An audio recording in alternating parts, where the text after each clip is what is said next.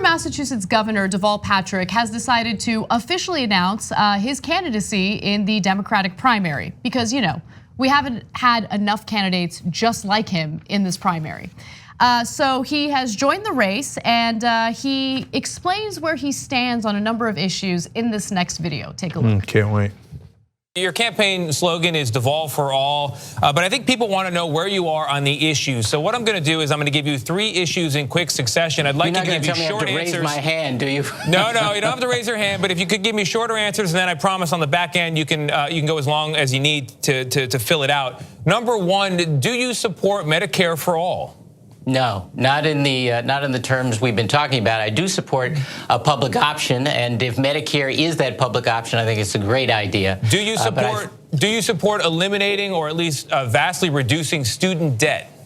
Of course, and I think there are other strategies than we've heard about to do just that. And finally, we have to do that in order to enable people to reach their potential. And lastly, before we go deeper on all 3, and I am sorry to interrupt. Do you believe the wealthy are not paying their fair share and the taxes should go up, particularly in the form of a wealth tax? I think taxes should go up on the most prosperous and the most fortunate, not as a penalty, but because we all have a stake as a national community in building our future.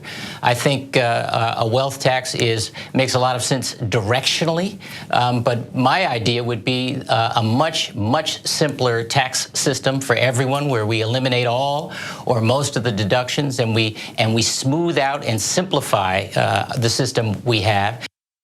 So simplifying the tax code, by the way, is a Republican talking point. Yes. So let's be abundantly clear about where he is, where he lies in that policy. And then he wants to refinance student debt. I mean, he didn't say it there, and I'm not 100% sure, I'm speculating here. But when you have a candidate say, oh yeah, student loan debt is a real big problem, and they don't specifically say they want to cancel student loan debt, and that they want to go in a different direction, use different strategies, it's usually, well, let them refinance, maybe a lower interest rate. Yeah, that's not nearly good enough. We have $1.5 trillion in student loan debt today. Refinancing isn't good enough.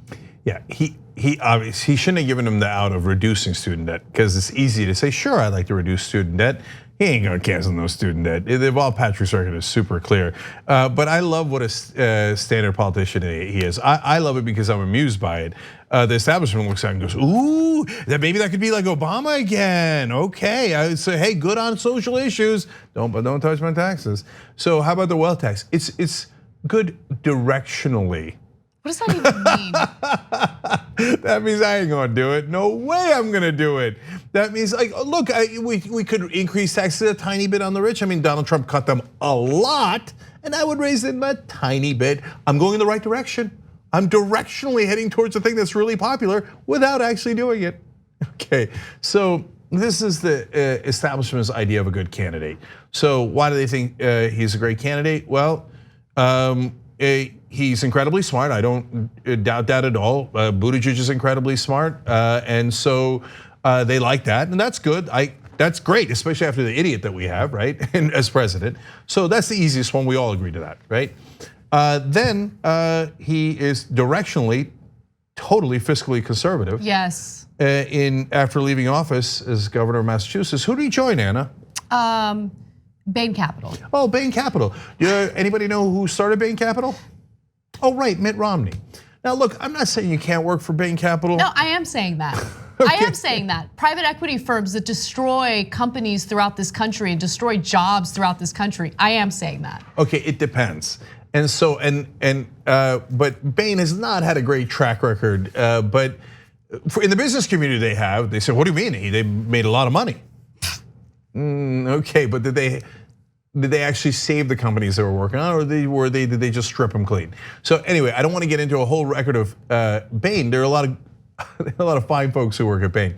But if you're a politician and then you left and then you joined Bain, there's a reason why you joined Bain. Exactly. They're going to pay you a lot of money for political influence. Okay, it's not like they're like, oh wait, we ran out of analysts. Oh, look at that, the governor of Massachusetts is available. Let's use him as an analyst. No, they're using him to go schmooze other politicians and tell them, oh, it's okay. Why don't you maybe help the rich a little bit, right? And so the rich Democrats see Deval Patrick, and they're like, yes, directionally, that is the correct way to go. And he has another attribute that will make him palatable to the masses. Oh God, you guys are so obvious. No, that is not going to work. You guys know nothing about politics. Yeah, and look, if you are concerned about his stint at Bain Capital, don't worry, because Patrick told the Boston Globe on Wednesday night that he had resigned from the company, effective that day. Oh, okay, well then, problem solved. Okay. Thank you. Wow. Yeah. Is he not merciful? Look, there's the revolving door, and so this is the establishment's idea of a genius move. But guys, understand what the overall context here is. They're panicking. We're in the late innings here. There's only a couple months left before the voting starts. And they're sending in one relief pitcher after another. They're worried Biden's going under. They're worried both Warren and Sanders are in the top 3. So 2 out of the top 3 are progressives that they cannot stand. So they're like, the southpaw, send in Bloomberg, send in the billionaire. Oh God damn it, it didn't work. His poll numbers are going down. Okay, fine, send in Deval Patrick. Okay, that'll work, right? That'll trick him. God, you guys are so obvious. And you don't get it, you don't get it. It isn't about, like in the old days, it was about attributes, right?